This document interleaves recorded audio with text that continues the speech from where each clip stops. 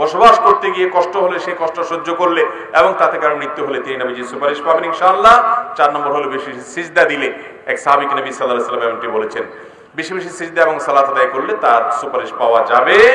এবং 5 নম্বর হলো বেশি বেশি দুরুদ পাঠ করলে, যত বেশি দুরুদ পাঠ করবে, একটু আগে বলছিলাম দুরুদ এবং ইস্তিগফার এগুলো যেন ভাই জবান থেকে কখনো বন্ধ না হয়। বেশি বেশি করে তাসবিহ, তাকবীর এবং তাহলিল, লা ইলাহা ইল্লাল্লাহ, সুবহানাল্লাহ, আলহামদুলিল্লাহ, আল্লাহু আকবার, এগুলোর পাশাপাশি বেশি বেশি করে দুরুদ এবং ইস্তিগফার পড়বেন। তো এই দুরুদ এটা নবী সাল্লাল্লাহু আলাইহি ওয়াসাল্লামের সুপারিশ পেতে সহায়ক হবে। এছাড়াও কোরআন বেশি বেশি তেলাওয়াত করলে সেই কোরআন স্বয়ং আল্লাহর কাছে সুপারিশ করবে।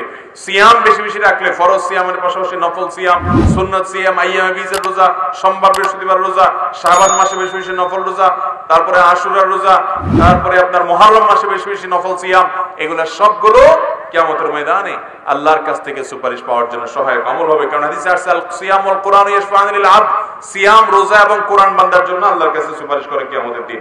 এবং সেই সাথে কারোর যদি সন্তান মারা যায়, সেই সন্তান মারা যাওয়ার পর যদি সে সবর করে আল্লাহ তাআলার কাছে, এর মাধ্যমেও ওই সন্তানকে আল্লাহ তাআলা তার পক্ষে সুপারিশকারী হিসেবে দাঁড় করাবেন কিয়ামতের ময়দানে। আমাদের অনেকে ছোট বাচ্চা দুনিয়া থেকে চলে গেছে, কষ্ট সহ্য করা কঠিন হয়ে যায়, এটা আমাদের জন্য একটা সান্ত্বনা যে এই বাচ্চা কিয়ামতের ময়দানে আপনার পক্ষে আল্লাহর আদালতে আপনাকে জান্নাতে নেওয়ার জন্য সুপারিশ করবে ইনশাআল্লাহ। সেই সাথে কারোর জানাজা যদি অনেক বেশি মানুষ হাজির হয়, তো এই মানুষগুলো সুপারিশ করলে আল্লাহ তাআলা তাদের সুপারিশ কবুল করবেন, হাদিসে আছে। আল্লাহ তাআলা আমাদের সবাইকে কিয়ামতের ময়দানে শাফাআতের এই তৌফিক, সুপারিশের এই তৌফিক আমাদের সবাইকে আল্লাহ তাআলা দান করুন। আর শাফাআতু হাক্কুন, আহলুস সুন্নাত জামাতের আকীদা যে কিয়ামতের ময়দানে সুপারিশ চলবে, অতএব সুপারিশের পাওয়ার জন্য উপযোগিতা নিজের মধ্যে তৈরি করতে হবে। আল্লাহ আমাদের সবাইকে তৌফিক দান করুন। এরপরে প্রশ্ন হলো মেয়েদের চুলের আগা কেটে সমান করা যাবে কিনা। মেয়েদের চুলের আগা এটা যদি কেটে সমান করা হয় কোনো অসুবিধা নেই। হয়তো উঁচু নিচু আছে, কোনটা বড় কোনটা ছোট আছে, কেউ কেটে এটাকে সমান করেছে, তাতে কোনো অসুবিধা নাই।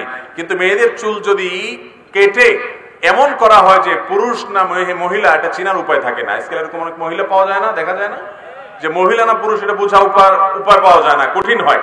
তো এরকম যদি হয়ে যায় তাহলে মনে রাখতে হবে লাআনাল্লাহুল মুতাশাব্বিহাত মিনান নিসাই বির রিজাল, ওই মহিলাদের প্রতি আল্লাহর লানত বর্ষিত হয় যারা পুরুষদের বেশ ধারণ করে। আবার ওই পুরুষদের প্রতি আল্লাহর লানত বর্ষণ হয় লাআনাল্লাহুল মুতাশাব্বিহিনা মিনার রিজালি বিন নিসা, যে পুরুষরা মহিলাদের বেশ ধারণ করে। আজকাল দেখবেন কিছু পুরুষ আছে মহিলাদের মতো সাজতে চায়, দেখবেন যে পাঞ্জাবির সাথে একটা ওড়না আছে, আরে পাঞ্জাবির সাথে আবার ওড়না লাগবে কেন? ওড়না তো মহিলাদের লেবাস না, একটা ওড়নার সাথে রাখবে। আবার দেখা যায় মেয়েরা টাকনুর নিচে পাজামা পরবে, তো ছেলেদেরকে দেখা যায় তারা টাকনুর নিচে পাজামা পরে, মেয়েদের মতো চুল রাখে, আবার মেয়েরা ছেলেদের মতো করে, অর্থাৎ উল্টে যাচ্ছে। কারণ শয়তান জানে যে ছেলেদেরকে যদি মেয়েদের বেশভূষা ধারণ করা যায় আর মেয়েদেরকে যদি ছেলেদের বেশভূষা ধারণ করা যায় তাহলে জাহান্নামে যাওয়ার নেওয়ার পথ সুগম হবে, সহজ হবে। ভাইরা আমার, সেজন্য বিষয়ে সাবধান থাকতে হবে। তবে এমনিতে মেয়েদের চুলের আগা কাটলো সমান করার জন্য, তাতে কোনো অসুবিধা নাই। উম্মাহাতুল মুমিনিন রিদওয়ানুল্লাহি তাআলা আজমাইন তারা চুল ছোট করেছেন, বিভিন্ন বর্ণনা দ্বারা বোঝা যায়, জন্য আপনি আগা সমান করলেন, এতে অসুবিধা নেই। ওযুর শুরুতে বিসমিল্লাহ না বললে ওযু হবে কিনা। ওযুর শুরুতে যদি কেউ বিসমিল্লাহ না বলে ওযু হবে কিনা। অনেক ইমামদের মতে ওযু হবে না, কারণ হাদিসে আসছে লা উযু লিমান লাম ইউসাম্মিল্লাহ আও কামা ওয়ারাদা ফিল হাদিস, যে ব্যক্তি ওযুর শুরুতে বিসমিল্লাহ বলবে না তার ওযু হবে না। তবে এটা না বিশুদ্ধ মত। বিশুদ্ধ মত হলো, বেশিরভাগ ফুকাহা কেরামের মত হলো যে বিসমিল্লাহ না বললে ওযু হয়ে যাবে, কিন্তু অপূর্ণাঙ্গ থাকবে। আমাদের অনেকেই আছে যে আলাপ সালাপ করতে করতে, গল্পগুজব করতে করতে ওযু শুরু করছে, অথবা অন্য ধান্দা মাথা রাখতে রাখতে ওযু শুরু করছে, বিসমিল্লাহ বলার খবর নাই।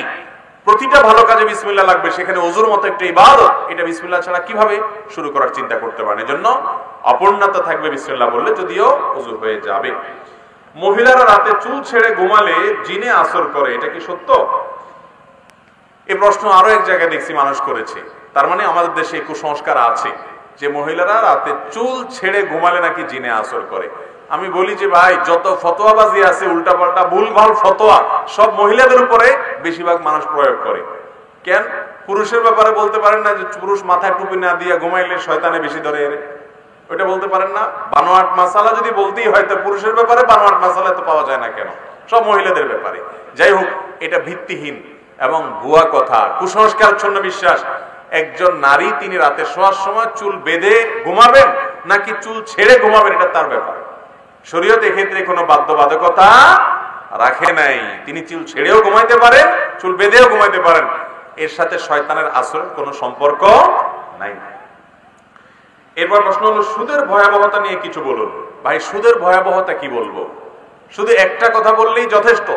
আল্লাহর জমিনে যত হারাম আছে, যত হারাম, কুকুরের গোশত খাওয়া হালাল না হারাম? শুকরের গোশত, মদ, মরা পশু সব হারাম না? যত হারামের তালিকা আছে এর মধ্যে সবচেয়ে ডেঞ্জারাস এবং ভয়াবহ হারাম এটা হলো সুদ। এত মারাত্মক হারাম, এটা আবার বোঝা যায় না। সুদখোররা যদি 1 কেজি আপনার কুকুরের গোশত অথবা শুকরের গোশত রান্না করে ভুনা করে দিয়ে আসেন, সুদখোর বলবে নাউজুবিল্লাহ নাউজুবিল্লাহ, এটা কি খাওয়া যায়? আমি মুসলমান না, কিন্তু উনি কি খাচ্ছেন? সুদ খাচ্ছেন। অনেক গ্রামে মানুষ এরকম সুদে লোন নেয়, সুদে বিভিন্ন কারবার করে, এনজিওর কাছ থেকে, অমুকের কাছ থেকে, তমুকের কাছ থেকে সুদে টাকা নেয়। আছে না নাই? এই সুদখোরদেরকে বলবেন, ভাইরে, এই সুদের কারবার করার চাইতে তুমি একটা মরা গরুর গোশত 1 কেজি খাও, সেটা বরং গুনাহ একটু কম হবে। সেটাও গুনাহ, কিন্তু পরিমাণ একটু। অন্য কোন হারাম খেলে আল্লাহ তাআলা এত ভয়াবহ কথা বলেন নাই। আল্লাহ বলেছেন ফাআযানু বিহারবিন মিনাল্লাহি ওয়া রাসূলি, যারা সুদ খাবে, সুদের কারবার করবে, সুদের সাথে জড়াবে, তারা যেন আল্লাহ এবং তার রাসূলের সঙ্গে লড়াইয়ের জন্য প্রস্তুত হয়। আল্লাহ এবং তার রাসূলের সাথে লড়াই করবেন। ভাইরা আমার, ভয়াবহ বার্তা এটি। সুদের যত অপকারিতা আছে, সুদ কত ডেঞ্জারাস অপরাধ, যে এর যত ক্ষতি আছে এর মধ্যে একটা ছোট সাধারণ ক্ষতি হলো নিজের আপন মায়ের সাথে কেউ জিনা করলে এই যত খারাপ, যত ডেঞ্জারাস, এটা যত বড় পাপ, সুদের অপরাধ তার চাইতে অনেক বড় পাপ। চিন্তা করা যায় ভাইরা আমার, কিন্তু এটা বোঝা যায় না। আমাদের কাছে এখন সুদটা খুব নরমাল বিষয়। গোটা পৃথিবীর অর্থ ব্যবস্থা দাঁড়িয়ে আছে সুদের উপরে, কারণ ইবলিস সুদের উপরে গোটা দুনিয়াকে উঠাই দিয়েছে যাতে করে মানুষ জাহান্নামে বেশি যায়। কারণ জাহান্নামে মানুষকে নেওয়াই হলো তার মিশন, আর ঈমানদারের চেষ্টা হবে এর বিপরীতে টিকে থাকার চেষ্টা করা। আল্লাহ তাআলা আমাদেরকে সুদকে না বলার মতো ঈমানের শক্তি দান করুন। দুনিয়াতে সুদখোরের ধ্বংস অনিবার্য। আপনারা বলবেন, ভাই, সুদের কারবার করলে আল্লাহ এবং তার রাসূলের বিরুদ্ধে বিদ্রোহ, যুদ্ধের শামিল, এটা হয় সেটা হয়, আল্লাহ তাআলা ধ্বংস করবেন। আল্লাহ কোরআনে বলেছেন যে আহাল্লাল্লাহুল বাই'a ওয়া হাররামার রিবা, আল্লাহ বলেছেন যে ইউরবিস সাদাকাত, সাদাকাকে আল্লাহ তাআলা বাড়িয়ে দিবেন, কিন্তু রিবাকে আল্লাহ কি করবেন? ইয়ামহাকুল্লাহুর রিবা ওয়া ইউরবিস সাদাকাত, রিবাকে আল্লাহ ধ্বংস করবেন, সুদকে আল্লাহ ধ্বংস করবেন, আল্লাহ ওয়াদা করেছেন। তো আল্লাহ সুদকে ধ্বংস করবেন বলছেন, আমরা দেখি সুদের মহাজনরা এক একটা তো আরো বেশি বেশি দামি দামি লাক্সারিয়াস গাড়ি হাঁকায়, বাড়ি হাঁকায়, পয়সা করি হাঁকায়। ভাইরা আমার, আল্লাহর ধ্বংস এটা কত ভাবে হতে পারে আমরা কল্পনাও করতে পারি না। একটা মানুষ অনেক গাড়ি বাড়ি হাঁকিয়েও তার ভেতরে তাণ্ডব চলতে পারে, অশান্তির সমুদ্রে ডুবতে পারে। হতে পারে কি পারে না? আছে না নাই আমাদের আশেপাশে এরকম? ভাইরা আমার, এই জন্য সুদের এই ভয়াবহতা থেকে একজন ইমানদারকে অবশ্যই বেঁচে থাকতে হবে। সুদের শাস্তি আল্লাহ তাআলা কি দিবেন, কিভাবে দিবেন, নবী করিম সাল্লাল্লাহু আলাইহি সাল্লামকে মেরাজে নিয়ে আল্লাহ তাআলা দেখিয়েছেন কিভাবে ভয়ঙ্কর ভাবে সুদখোরের শাস্তি জাহান্নামীদের মধ্যে হবে। আল্লাহ আগাম দেখিয়েছেন। দুনিয়াতেও আল্লাহ তাআলা সুদখোরকে শাস্তি দিয়ে থাকেন। এজন্য ভাইরা আমার, যত কষ্ট হয় হোক, হক হালালি চলবেন, প্রয়োজনে কষ্ট করে চলবেন, ব্যবসা একটু ছোট রাখবেন, তবুও সুদের কারবারে যথাসম্ভব জড়াবেন না। আল্লাহ আমাদেরকে বোঝার তৌফিক দান করুন। অনেক সময় দেখা যায় বাচ্চারা ঘুমের মধ্যে হাসে, এটার কারণ কি? বাচ্চারা ঘুমের মধ্যে হাসে, এটার কারণ কি? কেন শুধু বাচ্চারা হাসে, বড়রা হাসে না? আপনারা ঘুমের মধ্যে হাসেন না বলে কিভাবে টের পাবো? আমি ঘুমাইলে তো দেখি না। তো আপনি দেখেন না, কিন্তু আপনার আশেপাশে অনেক মানুষ দেখেন না ঘুমের মধ্যে মিটমিট করে হাসে। ঘুমের মধ্যে মানুষ হাসে নিশ্চয়ই এই কারণে যে ঘুমের মধ্যে এমন কোন স্বপ্ন দেখে, যে স্বপ্ন দেখার কারণে সে কি করে? হাসে। আবার ঘুমের মধ্যে মানুষ কাঁদেও, কাঁদার বানও করে, কারণ হয়তো সেরকম স্বপ্ন সে দেখে। বাচ্চারা একটু দুর্বল চিত্তের হয়, তাদের স্বপ্ন গুলো খুব বেশি বেশি তারা স্বপ্ন দেখে। অনেক সময় শয়তান তাদের উপরে প্রভাব বিস্তার করে, তারা কান্নাকাটি করে, তারা আতঙ্ক বোধ করে, চিল্লায় উঠে, তাদেরকে ভীত সন্ত্রস্ত করে শয়তান। আবার কখনো এমন কোন দৃশ্য দেখে যেটা দেখে তারা হেসে দেয়। অতএব এই হাসিটা স্বপ্নে কোনো কিছু দেখার কারণে হতে পারে। কবরে 3টি নাকি 4টি প্রশ্ন করা হবে, কেউ বলে 3টা, কেউ বলে 4টা। কবরে কয়টা প্রশ্ন করা হবে, 3টা নাকি 4টা, এটা নিয়ে মতপার্থক্যের কিছু নেই ভাই। কবরে মূল প্রশ্ন হবে 3টা, মার রব্বুক ওয়া মা দীনুক, এবং এই ব্যক্তির সম্পর্কে তুমি কি বলো, বা ওমান নবিয়্যু, তোমার রবকে, তোমার দিন কি, তোমার নবীকে, বা এই লোকটাকে চিনো কিনা দেখিয়ে নবী সাল্লাল্লাহু আলাইহি ওয়াসাল্লামকে বলা হবে। তো এই 3টা প্রশ্ন হবে মূল। এই প্রশ্নগুলোর উত্তর দেওয়ার পর কোন কোন হাদিসে আসছে আবার জিজ্ঞাসা করা হবে যে মা আলামাকা আও মা আদরাকা, তুমি কিভাবে জানলা, তোমাকে কে বলেছে? তখন সে বলবে কারাতু কিতাবাল্লাহ, আমি আল্লাহর কিতাব পড়েছি, সেখানে পেয়েছি। অর্থাৎ জেনে শুনে বুঝে মুসলমান হয়েছে। আর যে মুনাফিক, সমাজে সবাই তালে তালে মুসলমান সাজছে, অনেক মুনাফিক আছে যে মুসলমানের ভান ধরে কিন্তু আসলে সে মুসলমান না, ইসলামের প্রতি তার আস্থা বিশ্বাস নাই। অনেক শিক্ষিত নামের এরকম মুনাফিক আমাদের সমাজে আছে। এরা যেহেতু দুনিয়াতে সবাই তালে তালে বলছে, ওখানেও তালে তালে বলবে, তখন তারা আটকে যাবে। আল্লাহ যখন জিজ্ঞাসা করবেন, বা আল্লাহর ফেরেশতা যখন জিজ্ঞাসা করবেন তুমি কোত্থেকে জানলা, বলবে যে সামিআতুন নাস ইয়াকুলু, এই টাইপের কিছু বলবে যে লোকেরা বলছে, আমি তাদের তালে তালে বলছি। এজন্য ভাইরা আমার, ঈমানটাকে মজবুত করতে হবে, নেফাকি থেকে নিজেকে পরিচ্ছন্ন করতে হবে। তাহলে চতুর্থ প্রশ্নটা হবে পরিপূরক প্রশ্ন। মৌলিক প্রশ্ন কয়টা? 3টা। সুন্নত না পড়ে শুধু ফরজ নামাজ আদায় করলে হবে কিনা? সুন্নত না পড়ে ফরজ নামাজ আদায় করলে হবে। কি হবে? লবণ ছাড়া তরকারি হবে। লবণ ছাড়া কি হবে ভাই? লবণ ছাড়া তরকারি কি হয় না হয় না? লবণ ছাড়া তরকারি হয় না? মরিচ ছাড়া তরকারি হয় না? হলুদ ছাড়া তরকারি হয় না? তেল ছাড়া তরকারি হয় না? তো সব ছাড়াই তো তরকারি হয়। পানি আর একটু সবজি সিদ্ধ করে নিলে সেটাও কি হয়? এক রকমের তরকারি। তো সুন্নত নামাজ না পড়ে শুধু ফরজ পড়লে এইরকম নামাজ হবে আর কি, হবে, কিন্তু ভালো করে হবে। মনে রাখবেন, 5 ওয়াক্ত ফরজ সালাতের আগে পরে বিভিন্ন সুন্নত সালাত যে শরীয়তে রেখেছে, এটি আমাদের ফরজ সালাতের পরিপূরক। ফরজ সালাতের জন্য রিহার্সেল, প্রস্তুতিমূলক আয়োজন। আবার কিয়ামতের ময়দানে বান্দার যদি ফরজ আমলে ঘাটতি হয়, নফল আমল দিয়ে আল্লাহ তাআলা পূর্ণ করবেন। 5 ওয়াক্ত সালাতের আগে পরে সুন্নত সালাতগুলো এত গুরুত্বপূর্ণ সুন্নত যে আমাদের নবীজি সাল্লাল্লাহু আলাইহি সাল্লাম এগুলো কখনো ছাড়তেন না। এটা সাধারণ নফল নামাজ না, অনেকে পড়ে না। এটা সাধারণ সালাতের মতো না, এটা গুরুত্ব আছে। নবীজি সাল্লাল্লাহু আলাইহি ওয়াসাল্লাম এটা ছাড়তেন না। একবার যোহরের আগে 4 রাকাত সুন্নাত মেহমান আসার কারণে বা কোনো একটা কারণে এঙ্গেজ হয়ে তিনি পড়তে পারেন নাই, তো পরে সেটা তিনি পড়েছেন। তার মানে এই সুন্নতগুলোকে তিনি সাধারণত বিনা কারণে একান্ত নিরুপায় হওয়া ছাড়া ছাড়তেন না। আপনার কখনো অসুবিধা, আপনি সফরে আছেন, তখন আপনি সুন্নত পড়লেন না, কিংবা আপনি এমন কোন কাজে আছেন যে সুন্নত পড়ার টাইম নেই, তো আপনি শুধু ফরজটা পড়লেন, ইনশাআল্লাহ ওয়াক্তের ফরজ আদায় হবে। হঠাৎ এরকম হয়েছে বিশেষ কোনো কারণে, গুনাহ হবে না। কিন্তু আপনি নিয়মিত এরকম করেন, অভ্যাস বানায় নিছেন, তাহলে আপনার ফরজের দায়মুক্ত আপনি হয়ে গেলেন, ওয়াক্তের ফরজ আদায় হয়ে যাবে, কিন্তু আপনার সালাতটা ওই লবণ ছাড়া তরকারির মতো, ওই ওয়াক্তের সালাতটা অপূর্ণাঙ্গতা থেকে গেল, সুন্নত হলো না, সুন্নত ছাড়া হলো। অতএব 5 ওয়াক্ত ফরজ সালাতের আগে পরে সুন্নতগুলো পড়ার চেষ্টা করতে। কিন্তু আবার এরকম যেন না হয় যে সুন্নত পড়ার সময় নাই, এই জন্য আমি নামাজই পড়বো না। আপনার সময় কম আছে, সুন্নত বাদ দিয়ে শুধু ফরজ পড়েন, তারপরে আপনাকে ওয়াক্তের ফরজ আদায় করতে। ওয়াক্তের মূল রাকাত হলো ফরজগুলো, সুন্নতগুলো ওয়াক্তের মূল রাকাত না। যেমন আপনাকে যদি জিজ্ঞেস করা হয় জোহরের সালাত কয় রাকাত, আপনি কয় রাকাত বলবেন? 4 রাকাত। জোহরের মূল সালাত কয় রাকাত?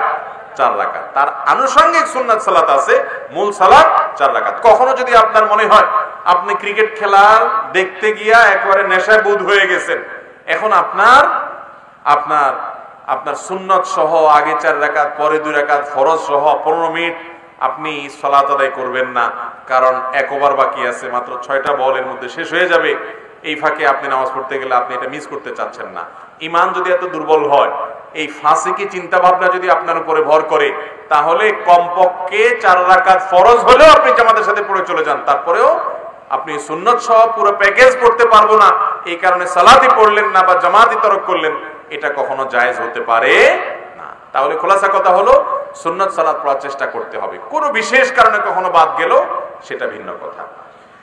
শুধু স্বামী স্ত্রী একা একা বিবাহ বার্ষিকী পালন করতে পারবে কিনা। তার মানে বাসার ভেতরে স্বামী স্ত্রী দুইজন হঠাৎ করে মনে হলো আরে আজকের দিনে না আমরা দুজন ফাঁসছিলাম আজকের দিনে, একজন আরেকজনের গলা রশি ফালাইছিলাম এই দিনে, এটা স্মরণ হলো এই দিনে আপনাদের দুজনের মধ্যকার বৈবাহিক সম্পর্ক হয়েছে। স্মরণ হওয়ার কারণে এটা একটা বিশেষ ফিলিংস কাজ করলো, আলোচনা করলেন, নিজেদের ঘরোয়া কোনো কিছু, কোনো আনুষ্ঠানিকতা যেটাকে বলা যায় সেটা নয়, এতে কোনো দোষের কিছু নেই। কিন্তু মনে রাখবেন যে কালচারগুলো ভিন্ন ধর্মাবলম্বীদের থেকে এসেছে, ইহুদি নাসরাদের থেকে এসেছে, একজন মুসলমান সেগুলোকে অনুসরণ করবে।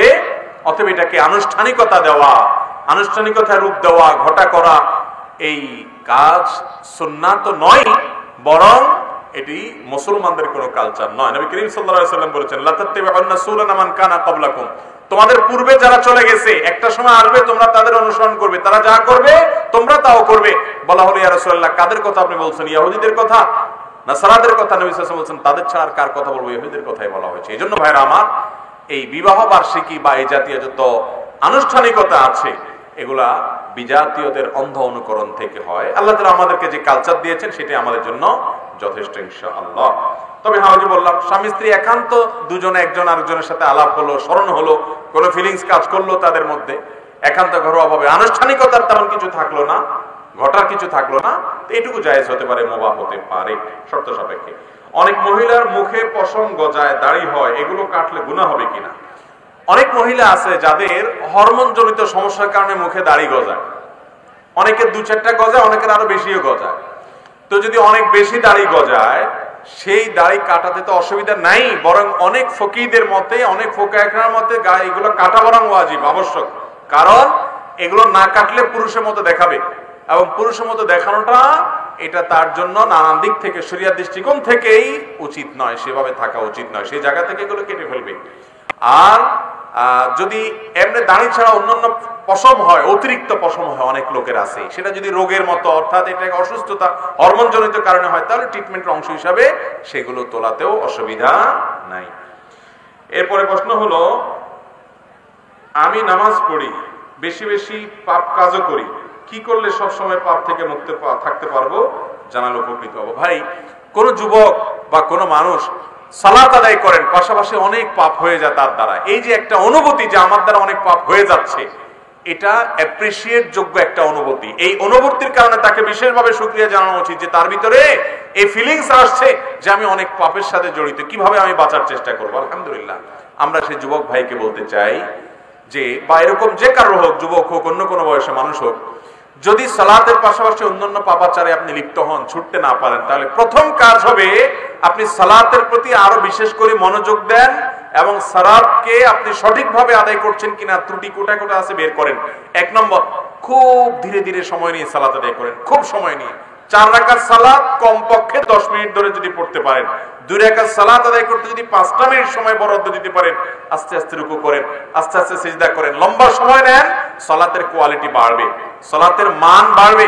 এরপরে মনোযোগের সাথে সালাত আদায় করবেন, মহব্বতের সাথে তাসবিহ পড়বেন রুকুতে, সিজদাতে, এবং যা পড়বেন বুঝে পড়ার চেষ্টা করবেন, নিজের সাথে লড়াই করে হলেও মনোযোগ ধরে রাখার চেষ্টা করবেন। ইনশাআল্লাহ দেখবেন এই সালাত আপনাকে পাপাচার থেকে সরায় আনবে। কারণ আল্লাহ বলেছেন, ইন্নাস সালাতা তানহা আনিল ফাহশাই ওয়াল মুনকার, সালাত মানুষকে অন্যায় অশ্লীল কাজ থেকে বিরত রাখে।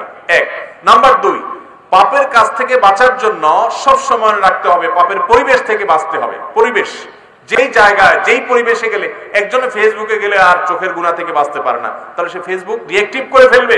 একজনে ইউটিউবে গেলে ওয়াজ শুনতে শুনতে পরে কোথায় কোথায় যায়, আওয়াজের ভিতর ঢুকে যায় সে, তাহলে সে ওইখানে যাবেই না, ওই অ্যাপই ফেলে দিবে।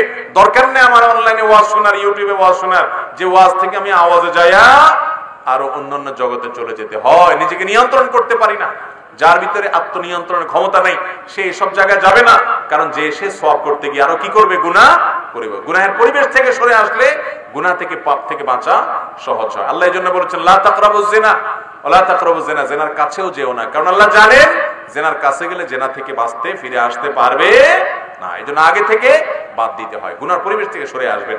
নাম্বার 3, পাপাচার থেকে বাঁচার জন্য আল্লাহর কাছে পানা চাইতে হয়। যখন মনটা নরম হবে, একটু চোখের পানি ফেলে কেঁদে দেন, আল্লাহ আমি তো পারি না। এবং পাপ থেকে বাঁচার জন্য 3 নম্বর কাজ হলো ভাই বেশি বেশি করে দোয়া করবেন, দোয়া। হ্যাঁ, 4 নম্বর কাজ হলো বেশি বেশি করে দোয়া করবেন।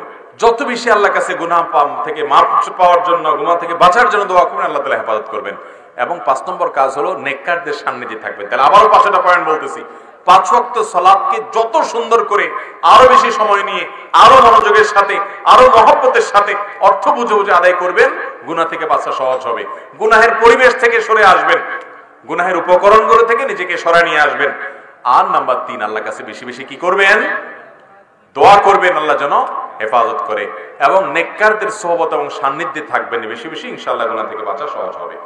আমার দাদার বয়স 75-এর উপরে। সে আমার জানা মতে কখনো নামাজ কামায় দেয় নাই, হজও করেছে, তাবলিগেও গেছে। এখন সে নামাজ পড়ে না 2 বছর যাবত। আমরা যদি নামাজ পড়তে বলি, সে বলে 80 বছর হলে নামাজ পড়তে হয় না। এখন আমাদের করণীয় কি? 80 বছর হলে এরপরে নামাজ মাফ, এরকম কোন কথা কোরআন হাদিসে কোথাও বলা হয় না। আল্লাহ কোরআনে বলেছেন, ওয়াবুদু রাব্বাকা হাত্তা ইয়াতিয়াকাল ইয়াকিন। তুমি তোমার রবের ইবাদত করো কতক্ষণ পর্যন্ত? যতদিন পর্যন্ত তোমার মওত না আসে। ইয়াকিন মানে মওত। তোমার মৃত্যু আসার আগ পর্যন্ত তুমি ইবাদত করতে থাকো, ইবাদত করতে থাকো। তাহলে বয়স 80 না 70 না 60 না 90 এটা দেখার বিষয় না। বিষয় হলো যতদিন তার প্রাণ আছে, ততদিন, যতদিন তার সেন্স আছে, হুঁশ আছে, তাকে সালাত আদায় করতে হবে। ভাইরা আমার, আমাদের প্রাণের নবী মুহাম্মদ মুস্তাফা সাল্লাল্লাহু আলাইহি ওয়াসাল্লাম, তার জীবনের শেষ মুহূর্তের সালাত কি ছিল? তিনি সালাতের জন্য তার রুম থেকে উঠে, আপনারা যারা মদিনায় গেছেন, মসজিদে নববীতে জানেন, নবীজি সাল্লাল্লাহু আলাইহি সাল্লামের কবর যেখানে, সেটাই তার বাসা ছিল। আর সেখান থেকে তার মিম্বর, এখান থেকে আপনাদের মঞ্চের শেষ মাথা পর্যন্ত এত দূরও হবে না, আরো কাছে হবে। এতটুক জায়গা তিনি পায়ে হেঁটে যাওয়ার মতো শক্তি ছিল না। তখন তিনি সালাতের সময় 2 জনকে ডাকলেন। একজন ছিলেন আব্বাস রাদিয়াল্লাহু তাআলা আনহু, আর একজন ছিলেন আলী রাদিয়াল্লাহু তাআলা আনহু। তাদের 2 জনের কাঁধে 2 হাত দিয়ে শরীরের সমস্ত ভার তাদের উপর ছেড়ে দিয়ে পাওটাকে মাটির সাথে টানতে টানতে, ছেঁচড়াতে ছেঁচড়াতে এসে মিম্বরের কাছে চলে আসলেন। এসে দাঁড়িয়ে সালাত আদায় করার ক্ষমতা ছিল না, ইমামতি করার মতো অবস্থা ছিল না। ইশারা দিলেন আবু বকর যেন ইমামতি করে। আবু বকর রাদিয়াল্লাহু তাআলা ইমামতি করলেন। তিনি পিছনে বসে বসে মুক্তাদি হয়ে সালাত আদায় করলেন। নবীজি যদি আল্লাহর নবী হয়ে জীবনের শেষ মুহূর্তে এইভাবে এত কষ্ট করে টেনে টেনে বাসায় পড়তে পারতেন, অসুস্থ মানুষ, কিন্তু না, পাওকে মাটির সাথে টানতে টানতে 2 জনের ঘাড়ে ভর করে করে তারপরে মসজিদে গিয়ে সালাত আদায় করেছেন। যারা বলছেন যে না, আমার আর সালাত আদায় করা লাগবে না, বা সালাত আদায়ের পরে যাদের গাফলতি আছে, শক্তি সবল থাকা সত্ত্বেও, তারা কিয়ামতের দিন আল্লাহর কাছে কি জবাবদিহি করবে? 5 ওয়াক্ত সালাত আদায় করবো তো ইনশাআল্লাহ। অতএব 80 বছর বয়স হয়ে গেলে আর সালাত আদায় করতে হয় না, এটা ভিত্তিহীন কথা। এমন কোন বয়স নাই যে বয়সে চলে গেলে শরীয়ত কি হয়ে যায়? মাফ হয়ে যায়। হ্যাঁ, একজন মানুষ অক্ষম হয়ে গেছে, সেটা 60 বছরও যদি হয়, তার সেন্স নাই, আইসিইউতে আছেন, কোনো হুঁশ নাই, তিনি কিভাবে সালাত আদায় করবেন? তার জন্য শরীয়তে সালাত মাফ। এই অবস্থা তার মওত হয়ে গেছে, সেন্সার আসে নাই, অতএব তার গুনাহ হবে না ইনশাআল্লাহ। ইসলামে বিয়ে ফরজ। শারীরিক অসুস্থতা থাকলে বিয়ে না করে কি আবু বকর রাদিয়াল্লাহু আনহু ইমামতি করতে বলেছেন? আবু বকর রাদিয়াল্লাহু করতে চান নাই। জি, রাসূল আকরাম সাল্লাল্লাহু আলাইহি ওয়াসাল্লাম ইমামতি করেছেন। আবু বকর রাদিয়াল্লাহু তাআলা আনহু ইমামতি করার জন্য বলছেন। এবং আয়েশা রাদিয়াল্লাহু তাআলা আনহা বলেছেন, ইয়া রাসূলুল্লাহ, আপনি তাকে ইমামতি করতে বলছেন, আমার আব্বা নরম দিলের মানুষ, নরম দিলের মানুষ, তিনি আপনার সাথে সামনে ইমামতি করবে, আপনার সামনে তিনি দাঁড়িয়ে সালাত আদায় করবেন সবার সামনে, এই হিম্মত তার নাই। তিনি খুব নরম কোমল হৃদয়ের মানুষ, এই জন্য ইমামতি রাসূলুল্লাহ করছেন। কিন্তু রাসূল আকরাম সাল্লাল্লাহু আলাইহি ওয়াসাল্লাম অফার করছেন, ইশারা করছেন কাকে? আবু বকর সিদ্দিক রাদিয়াল্লাহু তাআলা আনহুকে। ইসলামে বিয়ে ফরজ। শারীরিক অসুস্থতা থাকলে বিয়ে না করে কি বেহেশতে যাওয়া যাবে? বিয়ে ফরজ আপনারা কে বলেছে? বিয়ে তো সাধারণ অবস্থায় ফরজ না, স্বাভাবিক অবস্থায় বিয়ে করা সুন্নাহ। অর্থাৎ একটা মানুষ বিয়ে না করলে গুনাহে লিপ্ত হবে না, এরকম কনফিডেন্ট বা আত্মবিশ্বাস তার নিজের উপর নিজের আছে।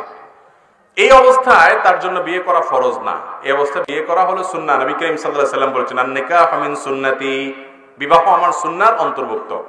তবে যদি কেউ বিয়ে না করলে সে জেনা থেকে বাঁচতে পারবে না।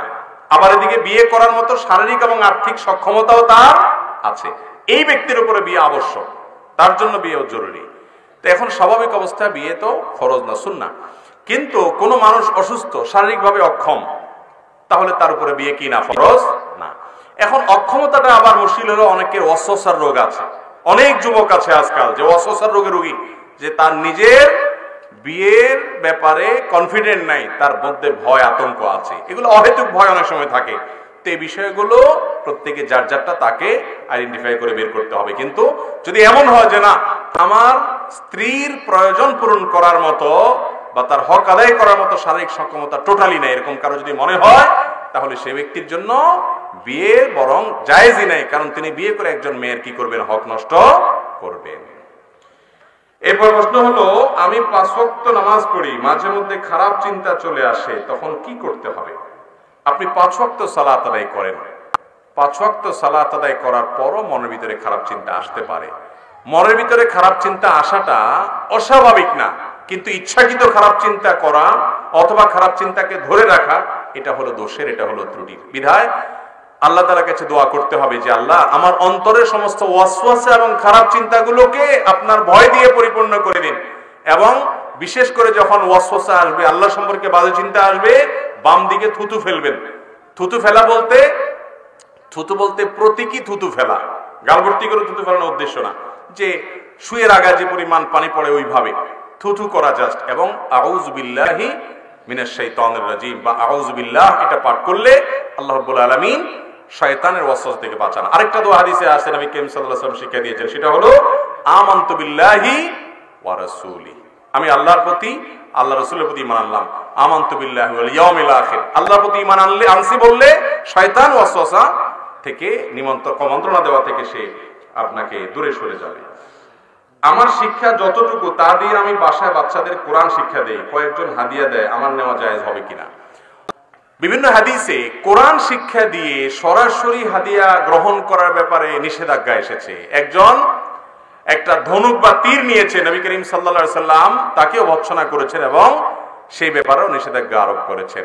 কিন্তু পরবর্তীতে নবী করিম সাল্লাল্লাহু আলাইহি সাল্লামের আরো অনেকগুলো হাদিস সাহাবায়ে কেরামের আমালের আলোকে দ্বীনের এই সমস্ত কাজ যেগুলোর উপরে দ্বীনের বাকা নির্ভর করে, যেগুলোতে মানুষের হাবসে ওয়াক্ত হয় বা সময় নিবেদন করতে হয় এবং এটাতে ডেডিকেটেড লোক না থাকলে আল্লাহর দ্বীন দুনিয়াতে টিকে থাকাটা কঠিন হবে, এই বিষয়গুলোর মধ্যে থেকে একটা হলো দ্বীনের শিক্ষা দান করা।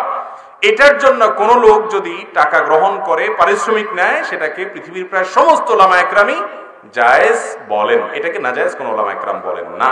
এবং সেটি অনেকগুলো হাদিসের আলোকে এবং আয়াতের আলোকে। আমার স্বামী পরকীয়া লিপ্ত, নামাজ পড়ে না, আমি কিছু বললে আমাকে বাড়ি থেকে বের করে দেয়, মারধর করে, এতে আমার করণীয় কি? তাকে ভুল পথ থেকে ফেরাতে।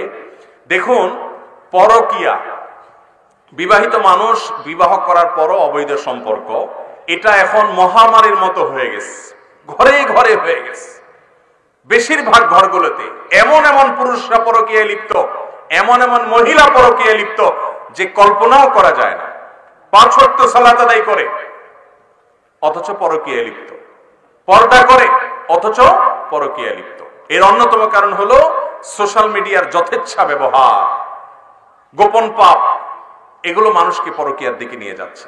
এবং আকাশ সংস্কৃতি, যেটা পশ্চিমা দুনিয়া থেকে আমাদের এখানে আমরা আমদানি করছি, আমাদের পার্শ্ববর্তী দেশ থেকে আমরা আমদানি করছি, এগুলোও আমাদের পরিবারগুলোকে ধ্বংস করে দিচ্ছে, আমাদের সংসারগুলোকে অশান্তির সাগরে হাবুডুবু খাওয়াচ্ছে এবং ঘরে ঘরে পরকীয়া হচ্ছে। ভাইরা আমার, এই জন্য 1 নম্বর কথা হলো ঘরে তাকওয়ার চর্চা থাকতে হবে, তাকওয়ার চর্চা থাকতে হবে, কোরআন এবং সুন্নাহর তালিম থাকতে হবে।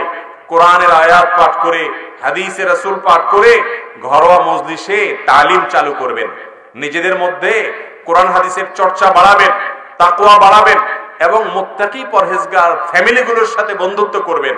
এর মধ্য দিয়ে পরিবারের মধ্যে তাকওয়া আসবে।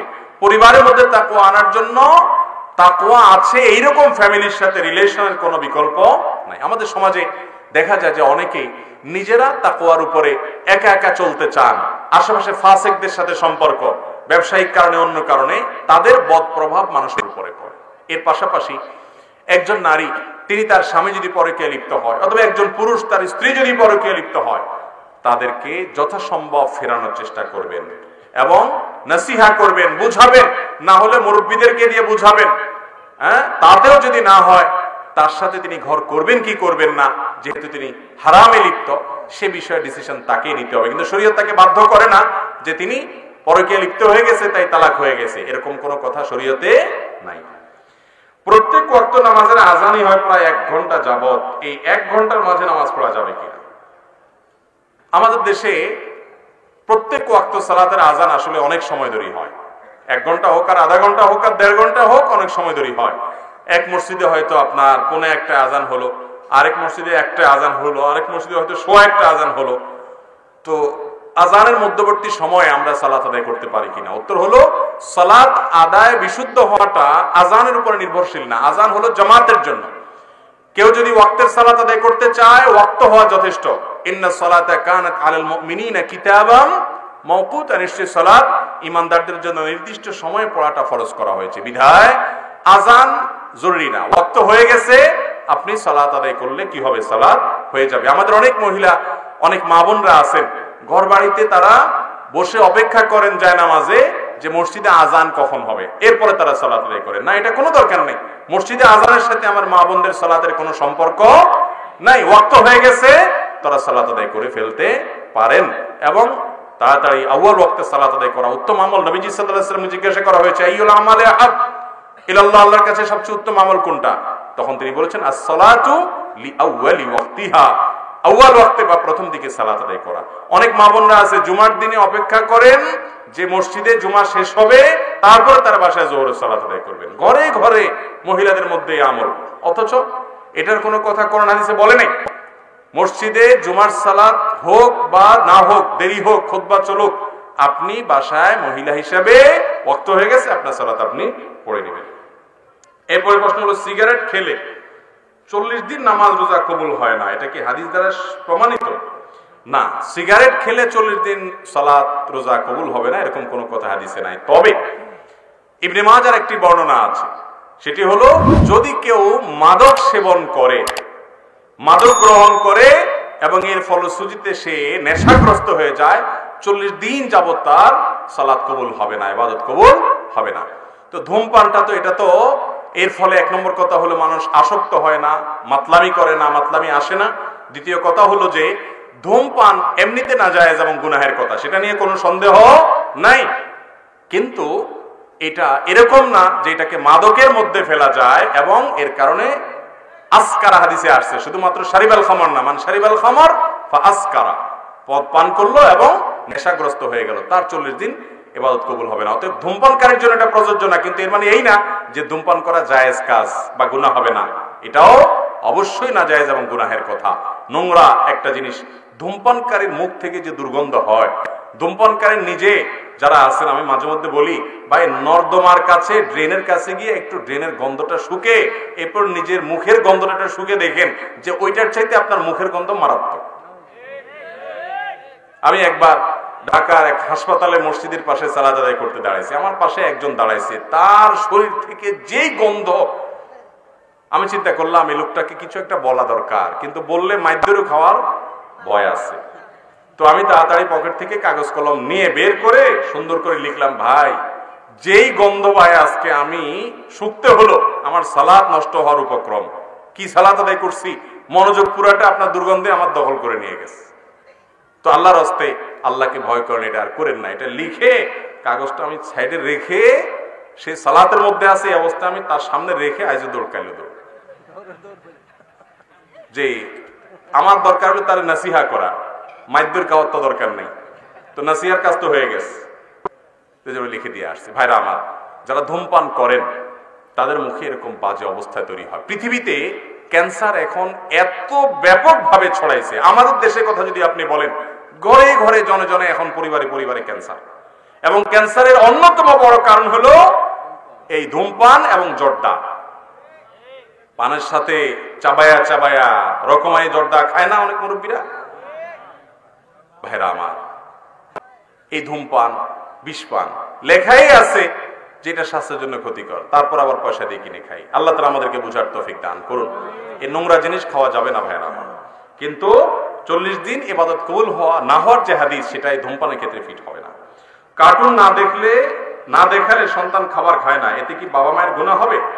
কার্টুন না দেখালে সন্তান খানা খায় না, এটা সন্তানকে এইভাবে অভ্যস্ত করে তুলছেন, গড়ে তুলছেন, সেজন্য সন্তান এরকম করে।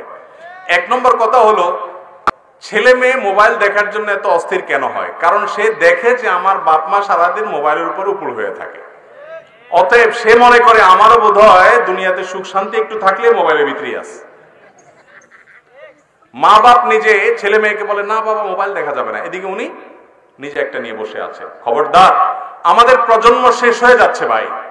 গতকালকে জুমার পরে এক যুবক প্রশ্ন করেছেন, ভাই কোনো পড়ালেখা মনে থাকে না, মুখস্থ থাকে না, আমি ছাত্র মানুষ, কি করব? আমি বললাম, এই যুগে পড়ালেখা মনে না থাকার সবচেয়ে বড় কারণ হলো এই মোবাইল ফোন। ফেসবুকে এত তামাশা দেখেন, এত কিছু মনে রাখা লাগে, আবার পড়া মনে রাখবেন কোত্থেকে? মাথা তো হ্যাং হয়ে যায় এমনি। ভাইরা আমার, শিশুদের জন্য মোবাইল কত বড় ক্ষতিকর এটা নতুন করে বলার কিছু না, আমরা সবাই জানি। আমাদের শিশুদের হাতে যারা আমরা মোবাইল দেই, তারা মোবাইল দেই নাই, তার হাতে যেন একটা ছুরি দেই তার পেটে। মুসলমান মাশাআল্লাহ, মাগার আজীব লাগে যে সন্তানরে ওই কার্টুন দেয় তো দেয়, মিউজিক্যাল কার্টুন দেয় তো দেয়, আবার কার্টুনের সাথে কি আছে? মিউজিক আছে, হারাম আছে, গান বাজনা আছে। ভাইরা আমার, এটা মা বাবারও গুনাহ হবে এবং শিশুরও ইমানি শক্তি ভোতা হবে এবং ধ্বংস হয়ে যাবে। এজন্য এগুলো থেকে বাঁচিয়ে রাখতে হবে। একান্ত যদি বড় কোনো স্ক্রিনে ভালো কিছু দেখাতে চান, সেখানে মিউজিক নাই, তেলাওয়াত আছে, বাচ্চাদের জন্য শিক্ষণীয় কিছু আছে, হারামের কোনো নির্লজ্জতার কোনো উপাদান নাই, সেগুলো দেখাতে পারেন, কিন্তু সেগুলোও যত কম দেখাতে পারেন তত ভালো। এরপরে প্রশ্ন, স্কুলের একটা অনুষ্ঠানে আমরা অভিনয় করি, এতে বিয়ের অভিনয় করা হয় এবং কবুলও বলা হয়, এতে কি বাস্তব বিবাহ হয়েছে? ভাই, এটা কোন লেভেলে, ছেলে মেয়ের বয়স কত, সেখানে সাক্ষী ছিল কিনা এবং বিবাহের অন্যান্য শর্ত সারায় পাওয়া গেছে কিনা, সেটা এই প্রশ্নে লেখা নাই। তবে একটা মৌলিক কথা আমরা বলতে পারি, প্রশ্নের উত্তর সরাসরি এই জন্য দেওয়া কঠিন যেহেতু বিস্তারিত বিবরণ নাই, কিন্তু আমরা একটা মৌলিক কথা বলতে পারি। নবী করিম সাল্লাল্লাহু আলাইহি ওয়াসাল্লাম বলেছেন, সালাতুন জিদ্দুহুন্না জিদ্দুন ওয়া হাজলুহুন্না জিদ্দুন, আন-নিকাহু ওয়াত তালাকু ওয়ার রাজআ। 3টা বিষয় সিরিয়াসলি করলে যা হবে, দুষ্টুমি করে, হাসি মজাক করে, তামাশা করে করলেও তা হবে। এর ভিতরে একটা হলো বিবাহ, আর একটা হলো তালাক, আর একটা হলো তালাক প্রত্যাহার। এগুলোতে মানুষ যদি রসিকতা করেও করে ফেলে এবং তার অন্যান্য শর্ত যদি পাওয়া যায়, তাহলে সেক্ষেত্রে সে কাজটা হয়ে যায়। এটা একটা জটিলতা। অবশ্য অভিনয়ের ক্ষেত্রে এই শর্তগুলো পাওয়া যাওয়ার কথা না, সাক্ষী, তারপরে ছোট বাচ্চা স্কুলে থাকে, নাবালেগ, তো নাবালেগের প্রস্তাব গ্রহণ, অভিভাবক নাই, কিছু নাই, তো এটা বিয়ের শর্ত শরাতকে পূরণ করে না। কিন্তু অনেক সময় দেখা যায় প্রাপ্তবয়স্ক হওয়ার পরে অনেকে এই সমস্ত করে। বিশেষ করে তালাকের ক্ষেত্রে অনেক পুরুষ আছে, তালাক দিয়ে এসে বলে কি, বলে হুজুর আমার আসলে তারে তালাক দেওয়ার নিয়ত ছিল না। তো কি নিয়ত ছিল আপনার? বলে আমার নিয়ত ছিল তাকে ভয় দেখানো। ভয় দেখানোর জন্য আমি বলি পারলে একটা ধাক্কা দিয়ে দেন, জোর করে একটা চিমটি কেটে দেন, এরপরে মাপ চেয়ে নিয়েন, কিন্তু ভয় দেখানোর জন্য তালাক দিলাম তোমাকে এই কথা বলিয়েন না। কারণ ভয় দেখানোর জন্য যদি বলেন, আপনি মুখ দিয়ে তালাক দিয়েছেন, উচ্চারণ করেছেন, অতীতকালীন ক্রিয়া ব্যবহার করেছেন, তালাক হওয়ার মতো শব্দ বলে ফেলেছেন, তাহলে এই তালাক ফেরানোর ক্ষমতা কারো নাই। এজন্য তালাকের বিষয়টা খুবই সিরিয়াস। যারা বিয়ে করেছেন তারাও, যারা অবিবাহিত তারাও। আমি সব জায়গা বলার চেষ্টা করি ভাইরা আমার, আমাদের দেশে এখন ঘরে ঘরে তালাক হচ্ছে। মনে রাখবেন, স্বামী স্ত্রীর মধ্যে ঝগড়া লাগছে, যত ঝগড়া লাগে লাগুক, তুমুল ঝগড়া হোক, বিশ্বযুদ্ধ বেঁধে যাক, ইউক্রেন রাশিয়া যুদ্ধ বেঁধে যাক, বোমা মারামারি হোক, তাও তালাক মারামারি যেন না হয়। বুঝতে পারছেন? খবরদার, তালাক দিতে হলে যদি মনে করেন না এর সাথে আমার ঘর করা হবে না, তাহলে মাথা ঠান্ডা করে, ওলামাদের সাথে পরামর্শ করে, ভেবে চিন্তে মুরব্বীদের সাথে পরামর্শ করে তারপরে সিদ্ধান্ত নিয়ে শরিয়া সম্মত যে তালাক মাসিক যাবে, তারপরে পবিত্র হবে, সেই পবিত্রতায় শারীরিক সম্পর্ক হওয়ার আগে একটা তালাক দিবেন। এটা হলো সুন্নাহ সম্মত তালাক। মনে আইলো আর রাগ আসলো আর তালাক মেরে দিলেন, এটা তালাক দেওয়ার কোনো পদ্ধতি হতে পারে না। আল্লাহ আমাদেরকে বোঝার তৌফিক দান করুন। স্টাইল করে টাকনোর উপর প্যান্ট পরলে সওয়াব হবে কিনা? ভালো প্রশ্ন তো। আজকাল অনেকে স্টাইল করে কি করে, টাকনোর উপর প্যান্ট পরে, মানে এটা স্টাইল। স্টাইল যেটা বোঝা যায় কি, সালাতের খবর নাই, ইসলামের অন্য কোনো কাজের খবর নাই, কিন্তু মাশাআল্লাহ টাকনোর উপরে প্যান্ট আছে। তো দেখতে হবে এটা কেন করছে, সে কি হারাম থেকে বাঁচার জন্য করছে নাকি এটা ফ্যাশনের জন্য করছে। ফ্যাশনের জন্য যদি করে তাহলে সেক্ষেত্রে এর কারণে সওয়াব হওয়ার কোনো কারণ হতে পারে না, কারণ ইন্নামাল আমালু বিন্নিয়াত, সমস্ত আমল নিয়তের উপর নির্ভর করে। আপনার উদ্দেশ্য যদি হয় দুনিয়া, তাহলে সেক্ষেত্রে দুনিয়াটাই হবে, সওয়াব আল্লাহর কাছে পাবেন না। ফ্যাশনের অংশ হিসেবে অনেকে দাড়ি রাখে, আছে না, ওই যে ফ্রেঞ্চ কাটিং বলে। দেখা যায় যে একটা মানুষ ফাসেক, ইবাদত বন্দেগীর খোঁজ খবর নাই, হ্যাঁ, ফরজ ইবাদতের খোঁজ খবর নাই, মাকে দাড়ি রাখছে। এমনকি ফ্রেঞ্চ কাটিং কেন, অনেকে চাপ দাড়িও রাখছে, আছে না নেই? কিন্তু ফ্যাশন, এই ফ্যাশনের জন্য দাড়ি রাখে, তাহলে সেই দাড়ি রাখার কারণে কোনো সওয়াব হবে না। ফ্যাশনের কারণে কেউ টাকনোর উপরে প্যান্ট পরলো তাতে সওয়াব হবে না। তবে হ্যাঁ, একটা জিনিস হবে, ফ্যাশনের কারণে হোক আর যে কারণে হোক, সে টাকনোর উপরে তো পড়ছে, এই জন্য সে টাকনোর নিচে পড়ার যে গুনাহ সেটা দেখে অন্তত বেঁচে গেছে, কিন্তু আল্লাহর কাছে সওয়াব পাবে না। সওয়াব পাইতে হলে, এই বিনিময় পেতে হলে তার নিয়ত থাকতে হবে, উদ্দেশ্য থাকতে হবে আল্লাহর কাছে কি পাওয়া, আজর এবং বিনিময় লাভ করা। তৌফিক দান করুক ভাই। যাই হোক, যেহেতু কয়েকটা প্রশ্ন উত্তর দেওয়ার জন্য কর্তৃপক্ষ অনুরোধ করেছেন, আমরা কয়েকটা প্রশ্ন উত্তর দিচ্ছি, এরপর ইনশাআল্লাহ অন্যান্য ওলামা ইকরাম কথা বলবেন। এমপি সাহেব নাকি আসছেন, উনি কথা বলবেন ইনশাআল্লাহ। স্বামী যদি দুষ্টামি করে তালাক দেয় তাহলে সেটা শরীয়ত মোতাবেক তালাক হবে কিনা? এটা উত্তর তো মাশাআল্লাহ দিয়ে ফেলছি, প্রশ্ন আসার আগে উত্তর শেষ। বিয়ের আগে পাত্রকে হবু জামাই বলা যাবে কিনা? হবু জামাই মানে ভবিষ্যৎ জামাই, এটা তো বলাই যায়, নেকফারি হিসাবে বলাই যায় হবু জামাই। কিন্তু মনে রাখবেন, এই হবু জামাই বললেন বুঝার সুবিধার জন্য যে উনি বিয়ের পাত্র, উনি প্রস্তাবক, সেই হিসাবে সেটা ঠিক আছে। কিন্তু আপনার ছেলে মেয়ে আজকাল বিয়ের আগে এক ধরনের সম্পর্ক করে এবং আমাদের সমাজ এটাকে অনুমোদন করে। অনেক নামাজি কালামি বাপমা পর্যন্ত বলে, কয় না বিয়ের আগে একটু তাদের কি দরকার আছে, বোঝাপড়া দরকার আছে। বোঝাপড়ার দরকার আছে কোনো? মনে রাখবেন, এই বিয়ের আগে এই জাতীয় লিভ টুগেদার, এই জাতীয় তাদের মিটিং সিটিং, তাদের সাথে একসাথে একজন অনুসারে বোঝাপড়া, এগুলো কখনো দাম্পত্য জীবনের শান্তি আসার কারণ হয় না। আমাদের আগের জেনারেশনে যারা সরাসরি বিয়ে করেছেন, তাদের দাম্পত্য জীবনে আমাদের চাইতে অনেক সুখী ছিলেন, সুখী আছেন ভাইরা আমার। এই জন্য এই হবু জামা বানাইয়া বিয়ের কথা হয়েছে বা এঙ্গেজমেন্ট হয়েছে, এখন আজটা বাইরে হয়েছে এঙ্গেজমেন্ট। এঙ্গেজমেন্ট আবার কি? বিয়ের কথা হয়েছে, এটাতে বিয়ে হয় না। এঙ্গেজমেন্টের কোনো ভ্যালু নাই শরীয়তে। হয় বিয়ে হলে স্বামী স্ত্রী হবে, আর বিয়ে না হওয়ার আগ পর্যন্ত যতই আলাপ আলোচনা আগায় থাকো, স্বামী স্ত্রী হবে না। দেখা যায় কথা পাকাপাকি হয়েছে, আংটি দেয়া নেই হয়েছে, এরপরে ঝুলায় রাখে। কি হয়েছে? স্বামী স্ত্রী সুলভ আলাপ সালাপ করে, মেসেজ আদান প্রদান করে, কথাবার্তা বলে, এগুলো জায়েজ না, গুনাহ। যতদিন পর্যন্ত বিয়ে না হবে, আগ্ধ না হবে। অনেক ছেলে মেয়েরা এরকম করেন, মনে করে এটা হালাল, আমার তো এখন তিনি এঙ্গেজ হয়ে গেছে। না ভাই, এঙ্গেজের মাধ্যমে বিয়ে হয় না।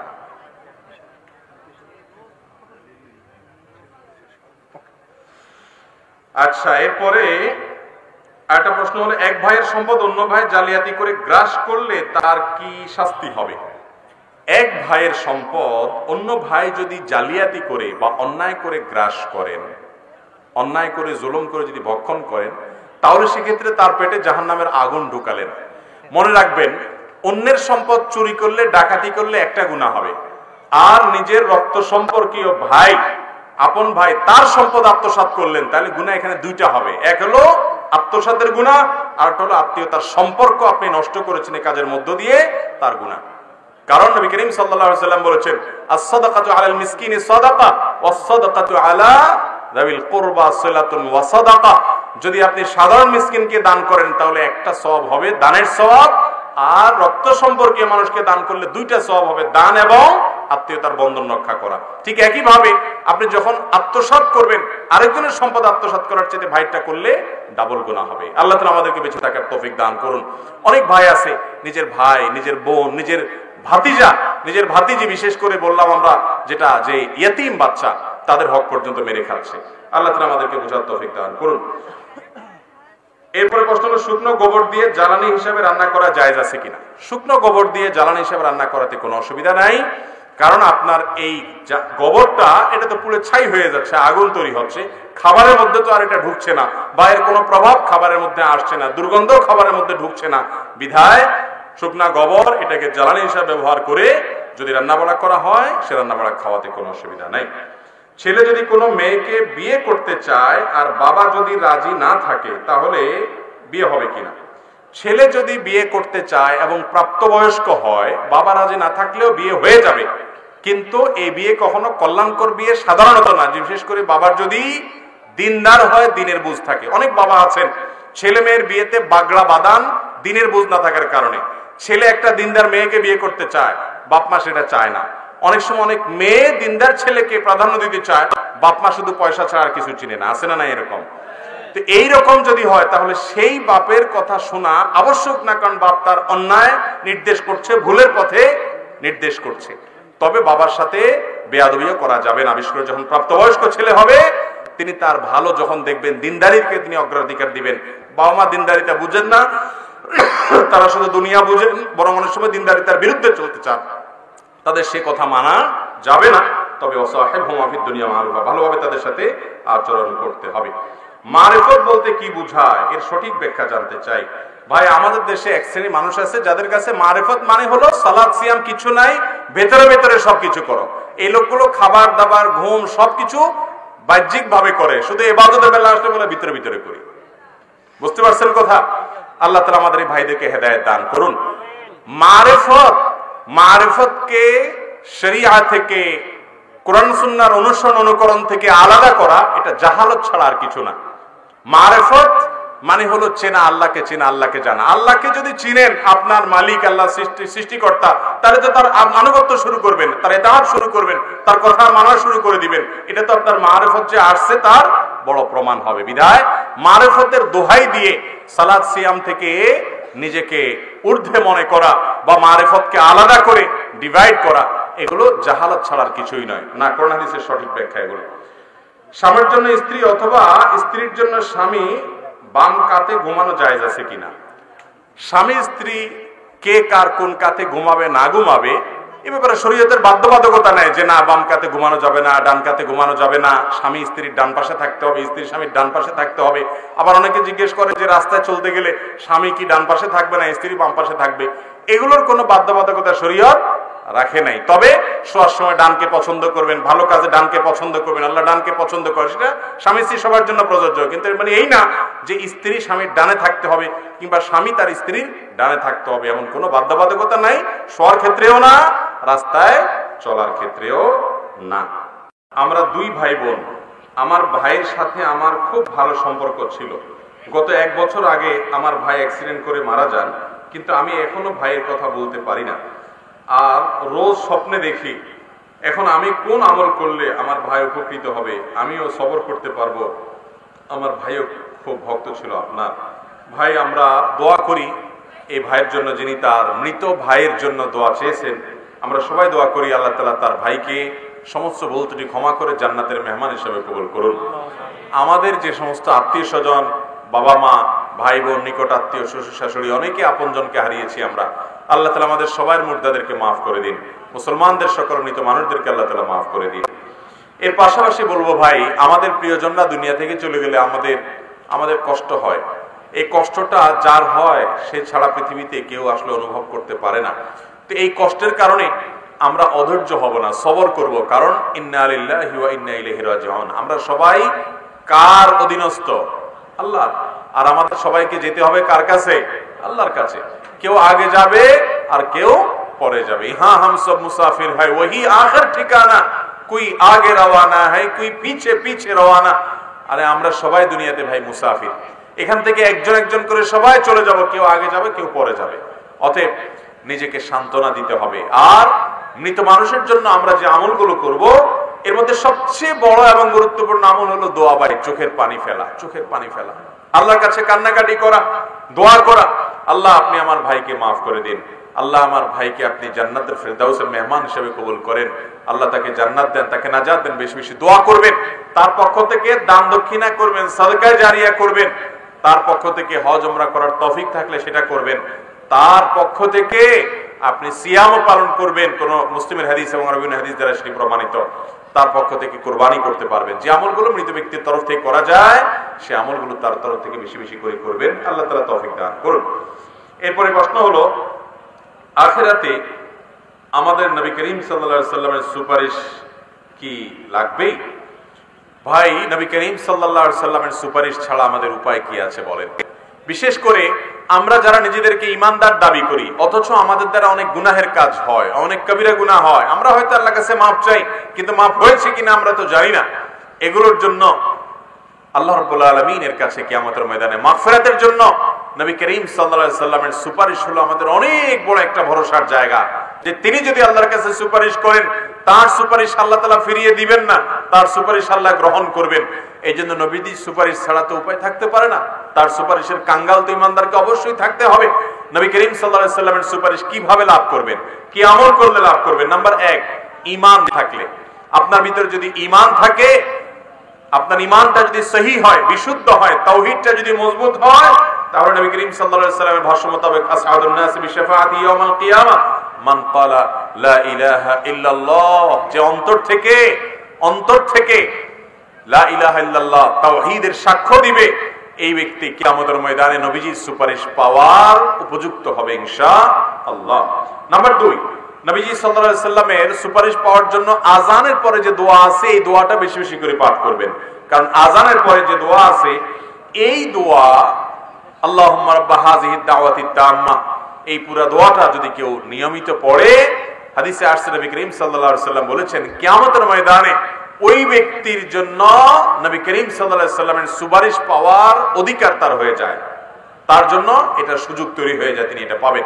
নাম্বার 3 নম্বর আমল হলো, মদিনা শহরে কেউ যদি বসবাস করতে গিয়ে কষ্ট হয়, মদিনায় অনেক গরম, অনেকের শরীরে সহ্য হয় না, বিশেষ করে হিজরতের পরে মক্কা থেকে যে সাহাবীরা মদিনায় হিজরত করে আসছিলেন তাদের অসুস্থ হয়ে গেছেন, অনেকে পেটের পীড়া আক্রান্ত হয়ে গেছেন, কারণ মদিনার পরিবেশটা তাদের সাথে শুট করছিল না।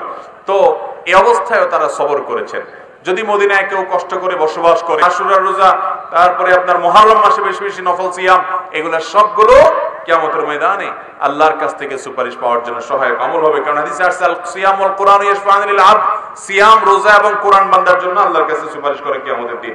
এবং সেই সাথে কারোর যদি সন্তান মারা যায়, সেই সন্তান মারা যাওয়ার পর যদি সে সবর করে আল্লাহ তাআলার কাছে, এর মাধ্যমেও ওই সন্তানকে আল্লাহ তাআলা তার পক্ষে সুপারিশকারী হিসেবে দাঁড় করাবেন কিয়ামতের ময়দানে।